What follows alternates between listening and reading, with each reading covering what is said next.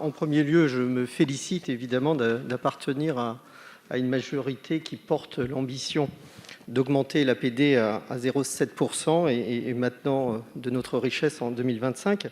Je partage évidemment cette belle ambition qui respecte l'engagement du président de la République. J'entends aussi les critiques qui disent que 0,55 aujourd'hui, 0,7 demain, de part de notre RNB, n'est pas suffisant parce qu'on y intégrerait des frais d'accueil de demandeurs d'asile. Et là, c'est justement le sens de l'amendement, c'est qu'on oublie que la France, à travers des dépenses relatives à l'immigration irrégulière, aide directement des personnes venant des pays éligibles à l'APD. Et donc le sens de l'amendement, ce n'est pas de réduire l'aide, bien au contraire, mais c'est aussi d'en tenir compte.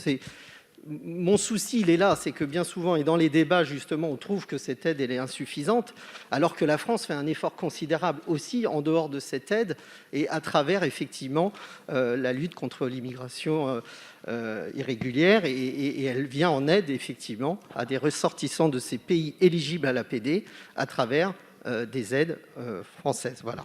Et donc, c'est les comptabiliser, c'est pas les déduire de l'aide, mais c'est bien de les comptabiliser. C'est le sens de mon amendement. Je vous remercie. Merci, cher collègue. Monsieur le rapporteur. Alors, merci beaucoup, Monsieur Da Silva. Je comprends l'esprit de votre amendement. Alors, il est en partie satisfait, mais d'ailleurs, c'est le débat qu'on a, c'est de savoir ce que l'on met dedans. On peut déjà comptabiliser dans l'aide publique au développement, même si on peut le critiquer et que c'est critiquable. D'ailleurs, ça fait l'objet de nombreuses discussions. La dépense liée aux demandeurs d'asile, aux réfugiés. D'ailleurs, l'Allemagne, comme on l'a très bien dit tout à l'heure, a eu une augmentation massive à un moment donné de son aide au développement du fait d'avoir accueilli des centaines de milliers de personnes fuyant la misère et venant de Syrie. Donc, c'est défavorable parce qu'il est en partie satisfait. Et l'idée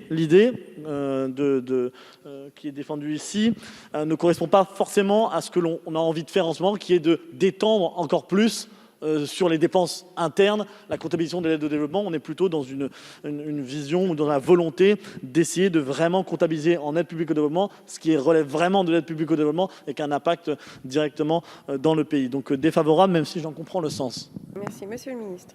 Avis. Merci, monsieur le ministre. Monsieur Maire. Oui, simplement dire que l'amendement de notre collègue Da Silva, effectivement, est très précis dans ses intentions, puisqu'il dit que c'est une façon d'inciter les bénéficiaires de l'APD à lutter contre l'immigration illégale. Donc je pense que cette incitation est effectivement un contresens en réalité.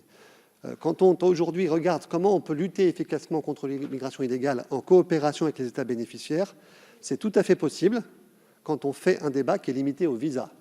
La discussion visa contre visa, effectivement, il est normal de lutter contre l'immigration illégale. Nous avons des États africains qui sont très engagés dans le sujet. Par exemple, le Niger en est un exemple excellent.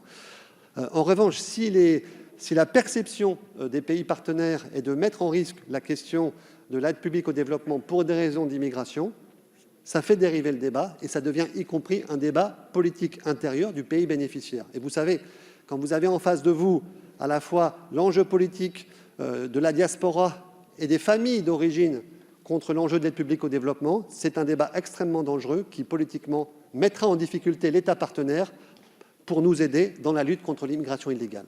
Donc, opposé à l'amendement. Monsieur le Président Le Fur. Cet amendement est intéressant parce que l'un des sujets qui est le nôtre, c'est, d'une manière globale pour notre pays, de lutter contre l'immigration clandestine et de connecter nos politiques entre elles. Ce n'est pas deux secteurs étanches, l'aide au développement et la lutte contre l'immigration clandestine. Et il faut d'une manière ou d'une autre être clair à l'égard d'un certain nombre de pays que nous aidons massivement, que nous aiderons demain encore plus massivement, et qui sont des lieux d'origine de cette immigration clandestine. Donc d'une manière ou d'une autre, ce débat, il faut le poser. Il faut le poser et le poser clairement. Et c'est pour cela que cet amendement me semble de ce point de vue intéressant, ne serait-ce que parce qu'il permet d'énoncer un certain nombre de choses.